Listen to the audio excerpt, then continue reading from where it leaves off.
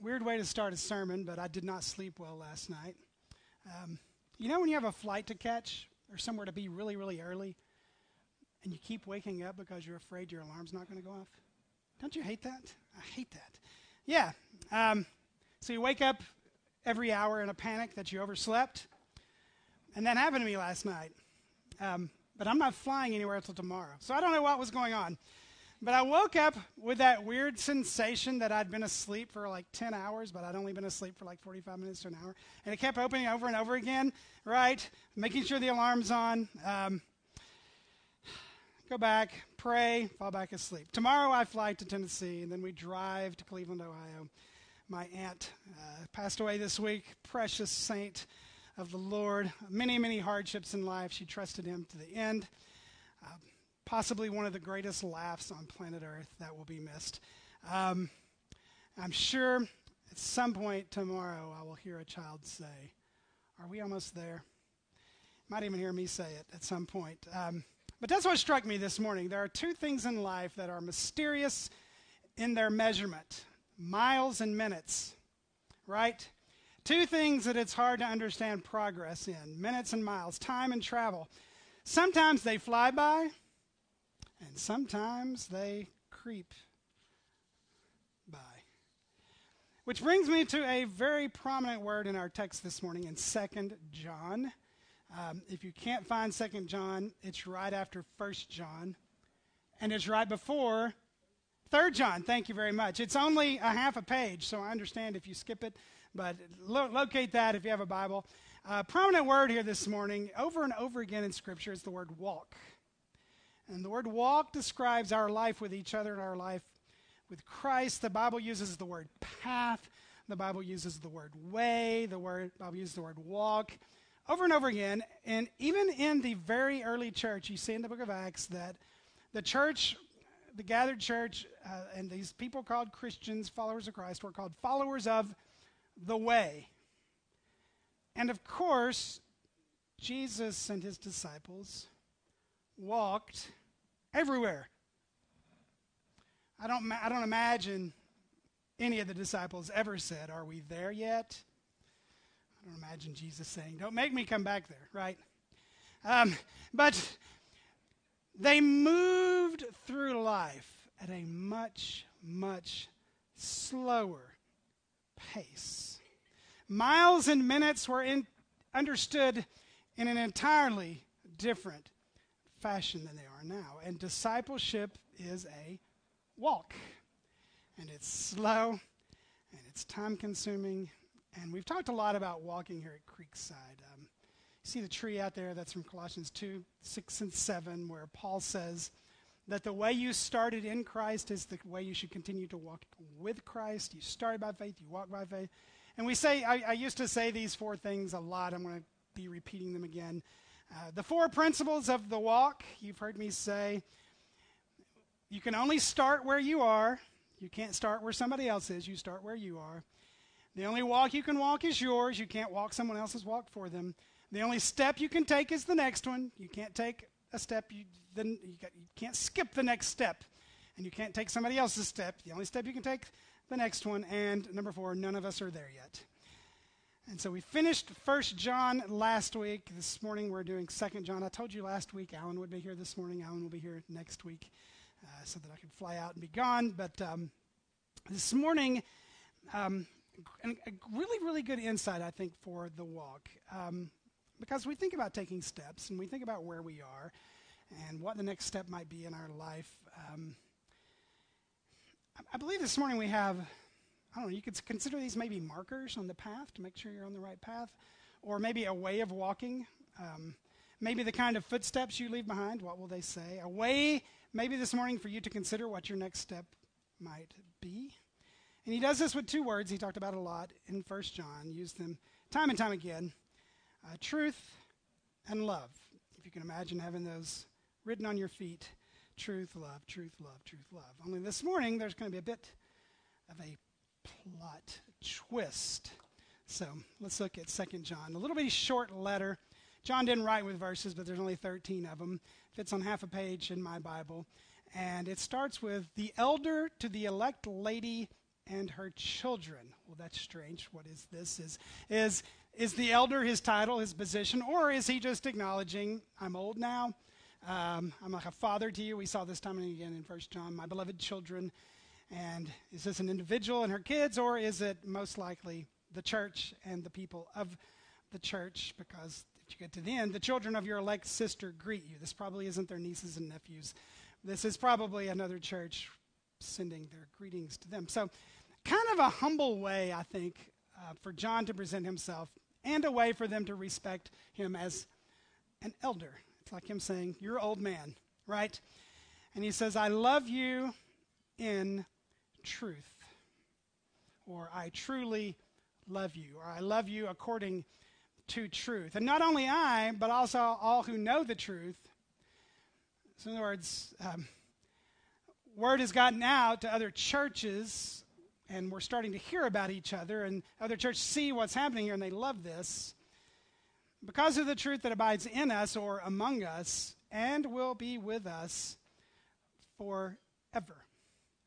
Grace, mercy, and peace will be with us from God the Father and from Jesus Christ, the Father's Son, in truth and love. So he offers this greeting, which will be important. We'll come back to it in a minute. Offers a greeting, hello, grace, mercy, and peace with us. But he starts out just with truth and love, and it will be with us forever. There will never be a time when we'll outgrow truth. There will never be a time when we will not rejoice in truth, and when truth will not be with us. Truth isn't something we create. We don't have my truth and your truth. Truth is revealed from God, and because we will be with God, we will be with truth forever. And then it seems, the way I kind of put this together, especially if you have like a paraphrase, verse 4, I rejoiced greatly to find some of your children walking in the truth, just as we were commanded by the Father. So it could have been that what he's saying here is that I was out in my travels, and I came across some people from church. And guess what they were doing? They were walking in the truth. They hadn't abandoned the truth. And we're going to see in a minute, this had been a problem. If you're here for 1 John, that had been a problem. But I rejoiced greatly to find that you're walking in the truth just as you were commanded by the Father. And we talked about in 1 John how we should have just as much joy in the obedience of a fellow believer as we have in our own obedience. And that's what John is showing here. And now I ask you, dear lady, not as though I were writing you a new commandment, but the one we have had from the beginning, that we love one another. If you've been around for 1 John, how many times have we heard this now? Love one another, love one another. This isn't anything new, but it is new. It's old, but it's new. Jesus did this in the upper room. This is the new commandment. If you just love each other, if you love me, you'll obey. It all ties together. But do you see what he's saying here? From the beginning of your church, dear lady, this has been a core value, if you will. This church was founded on people loving each other. And I'm going to ask you, dear lady, I want to remind you of that. Keep loving one another. And what is love? Verse 6, that we walk according to his commandments. So do you see the circle here? Jesus said, if you love me, you will keep my commandments. But in keeping my commandments, you will love one another. And it may even be that the most loving thing you can do for each other is to obey God.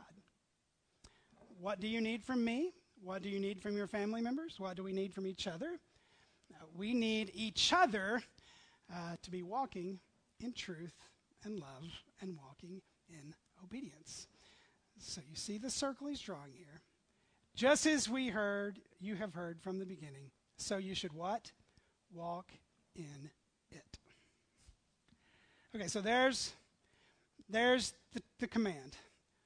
Walk in truth, walk in love. They go hand in hand It was known from the first days of the church. It's known now, and I'm reminding you of it, and that's what you should be known for. When word goes out about the church, it should be known that it's a place of truth and love. And then look at verse 7. Here's the twist. It starts with the word for. In other words, I have a reason for telling you this. This has all been a reminder up to this point, just a reminder. I have a reason for telling you this. For many deceivers have gone out into the world. Those who do not confess the coming of Jesus Christ in the flesh. Such a one is the deceiver and an antichrist, or the antichrist. Watch yourselves so that you may not lose what we have worked for, but may win a full reward. Everyone who goes on ahead and does not abide in the teaching of Christ does not have God. Whoever abides in the teaching has both the Father and the Son. So there's a reason I remind you of this, church. And he talked about this several times back in 1 John. Many deceivers, many deceitful people, many false teachers have gone out into the world. So what he seems to be saying, they got their start in the church. Do you remember what he said back in 1 John?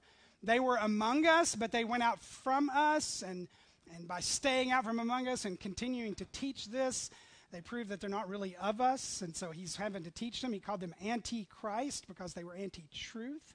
They are deceivers, twice he says.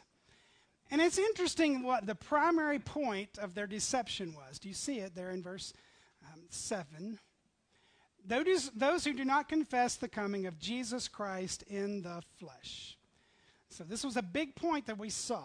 There were these false teachers. They were teaching that several elements of this, but that Jesus wasn't properly the Son of God in the flesh. As a matter of fact, they may have even been teaching that Jesus wasn't even the Christ until he was baptized, and the Holy Spirit is the Christ. And so he became the Christ at his baptism, and he stopped being the Christ before he died.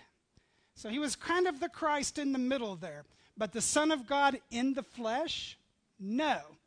I mean, how would God sully himself with a body? How would God sully himself by taking on himself incarnation? If you go to the Mexican restaurant, what do you order? Carne. What is that? That's meat. It's a theological word. Incarnation. Jesus took on meat. He took on flesh, right? He took on a body. Is that important? I mean, what if he was just a ghost walking around? Right? Well, if he's not a person, how is he going to be a sacrifice in our place? His death is a big deal. How is he going to live a life for us? How is he going to be a priest if he has not been through what we go through? Right? So this is key, important doctrine here about Jesus Christ. And these people were deceiving people about Jesus. And he calls them antichrist, small a. Because they're anti-truth, they're anti-Christ. And this is what he says. These people are coming to you, and I want you to watch yourselves because we worked hard to get you here.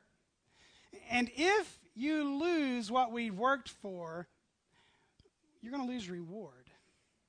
Now, there's all of our work that we put to get us here.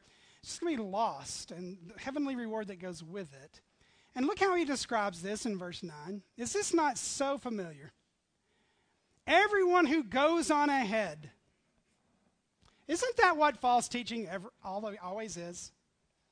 Right? I've outgrown the faith. I've grown past what I learned before. I've gone ahead, right? And John says, well, just understand that if you go ahead, you're leaving Jesus behind. You're leaving God behind because God is in the truth. You see, John is saying is, we grow in the truth, but we never grow beyond the truth. See that? We grow as the truth gets in us and gets a hold of us and transforms us, and as God opens our eyes to truth. And Jesus says the truth will set you free. So we grow in truth, But he's saying there are some people here who believe they've been set free by going beyond the truth. And he says, if you go beyond that, you're going to lose everything we worked for. And you're going to find that God is not in that. God is not the one taking you there. That's you taking you there. And you are being deceived. Abide in the teaching. This is very important. I'm going to stop right here because let's rewind here, right? I want to remind you, walk in truth, walk in love, walk in truth, walk in love. Why? Because there's deceivers who are going to lie about Jesus, and they're going to draw you away from truth and love. So what do they need? They need each other, right? Let me go back to Ephesians 4 and just show you this passage right now because this is so good. Ephesians 4. Paul is talking about the unity of the faith and the unity of knowing the Son of God and maturing to the stature of the fullness of Christ, growing into becoming like Jesus. Then he says, so that we may no longer be children tossed to and fro by the waves and carried about by every wind of doctrine and by human cunning and by craftiness and deceitful schemes.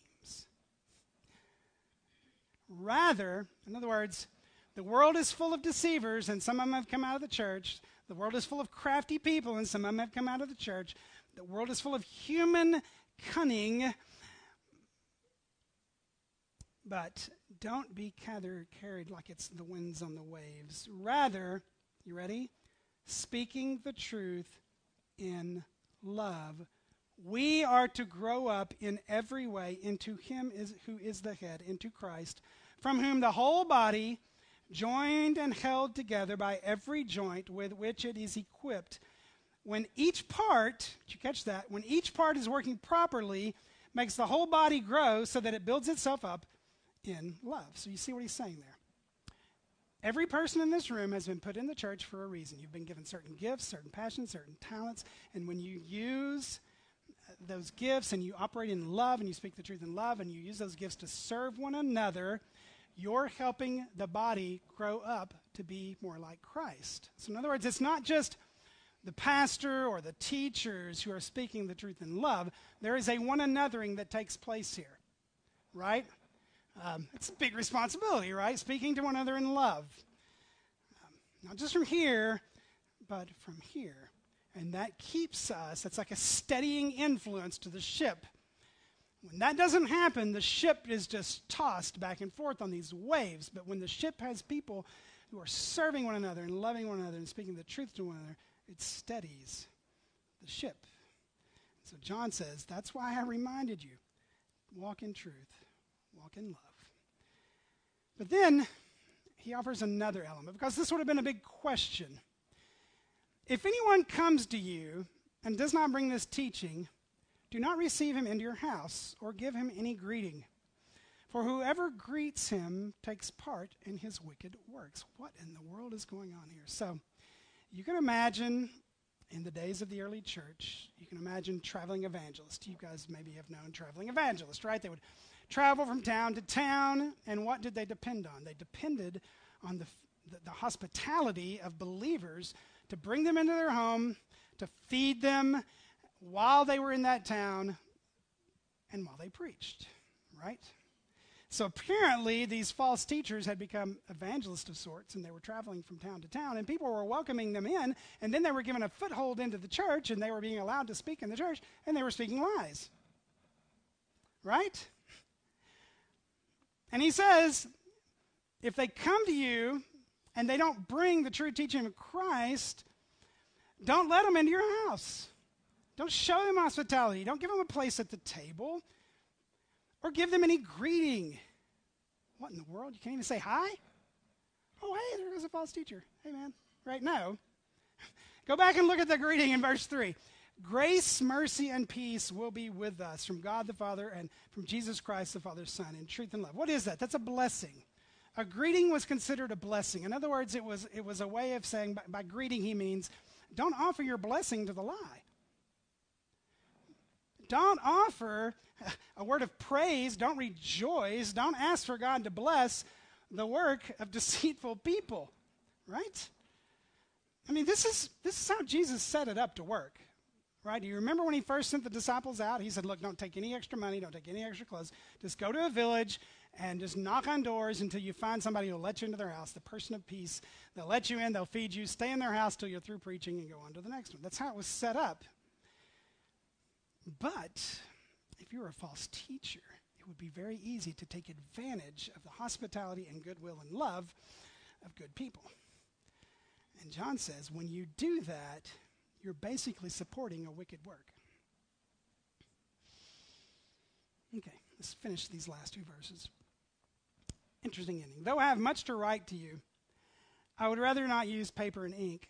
Instead, I hope to come to you and talk face to face, so that our joy may be complete. The children of the elect sister greet you. So he finishes by saying, there's a lot more I could write.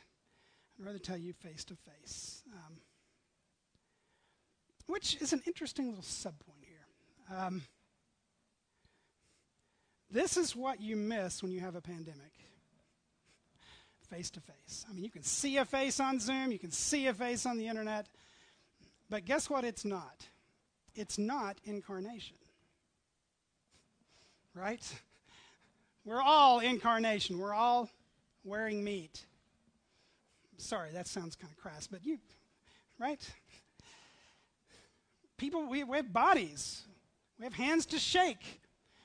We hug. We fist bump. Right? We see eyes. We see faces. God did not make us to be detached from this. Even Paul said, when I leave this body, I don't want to just be bodiless, floating around. I'm going to get a new one, right? So the incarnation has something to say to us. Now, let's take the last part and then go to the first part. This is kind of a interesting little thing just to ponder about this last part, right? Does this mean when the Mormons and Jehovah's Witnesses knock on my door, I can't answer? And if I do, am I not allowed to tell them hello? I just answer and stare at them. And whatever I do, I don't let them in. Right?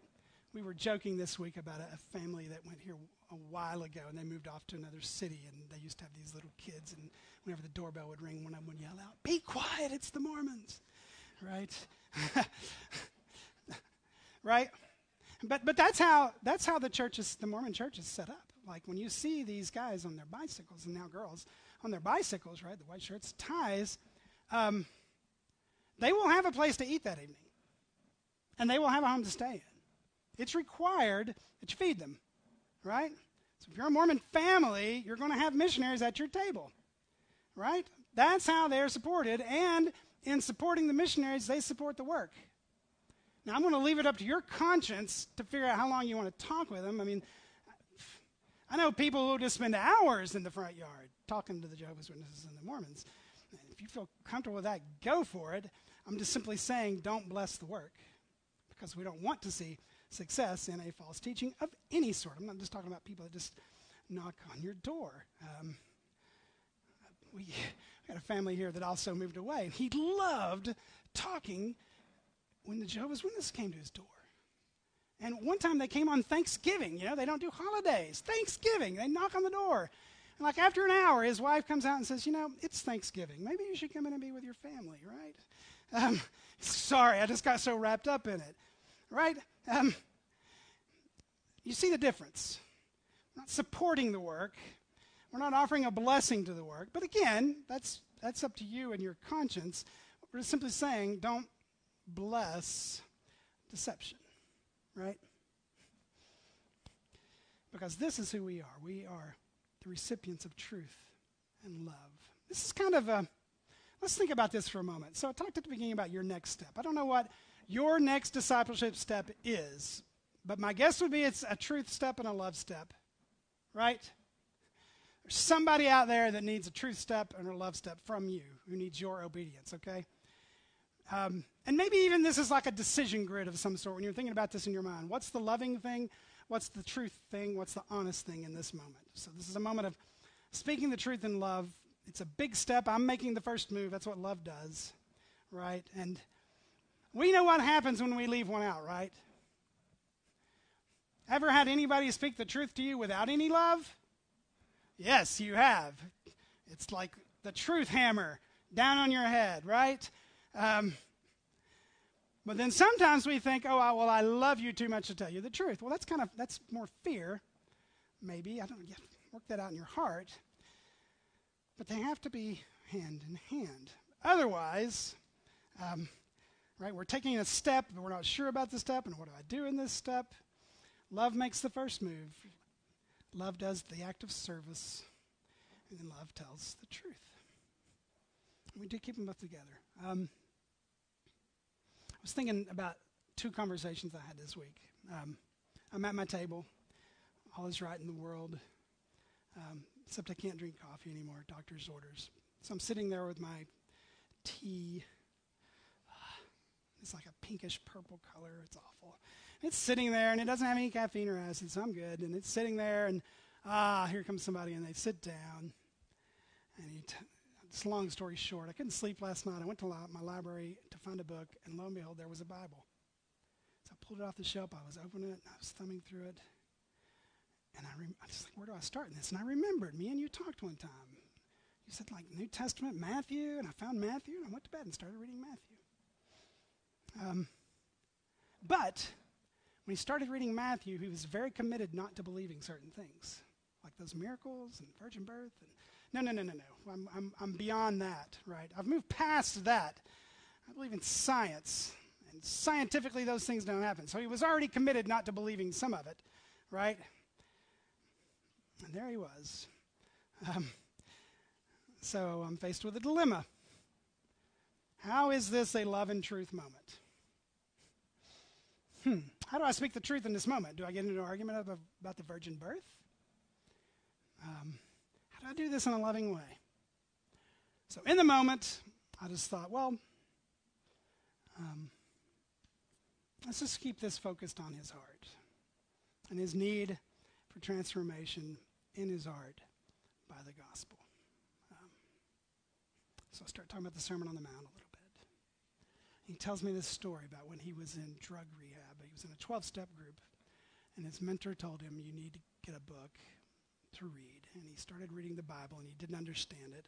And he went back to his mentor, and he said, tried to read the Bible, thought it'd be a good place to start. And he said, no, here's what you do. Go down to Barnes & Noble, go to the self-help section, walk into the self-help section, and just pick a book off the shelf, go buy it, and read it. I walked to the self-help section. I looked, and there was a book, and on the spine it said, The Sermon on the Mount.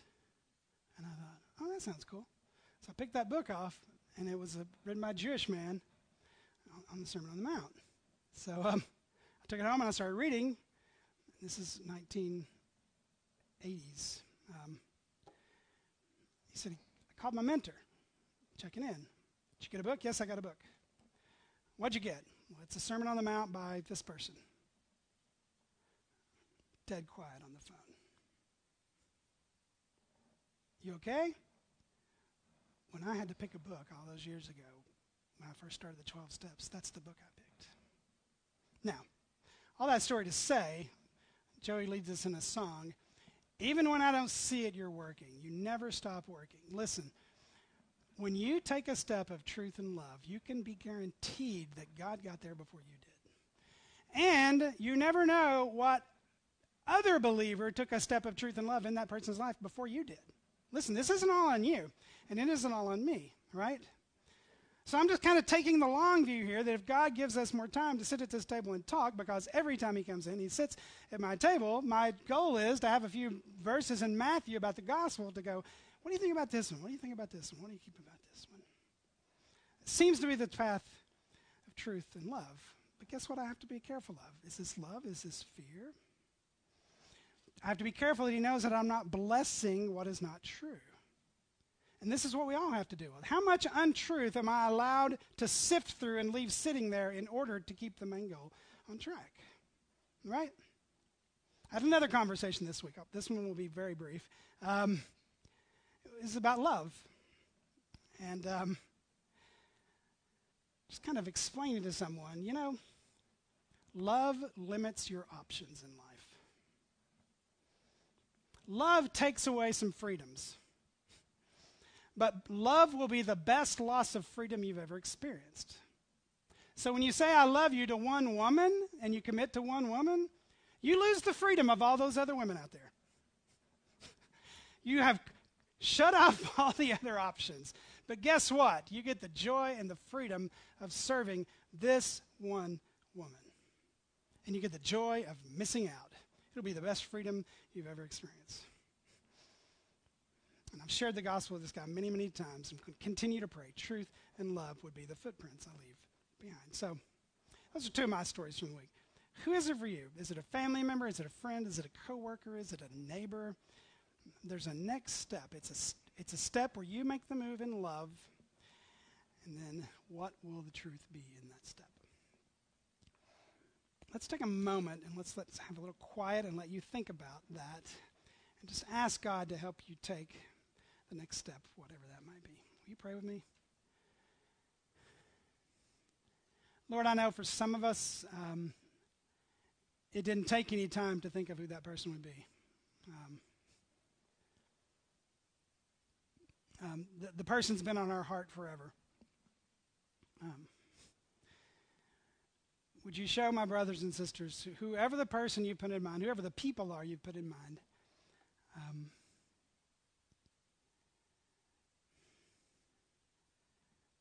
show us, Lord, what love will look like, what it will look like to serve this person, and what it will look like to speak truth in love to this person. Lord, maybe it's a neighbor, maybe it's somebody from school, maybe it's somebody from work.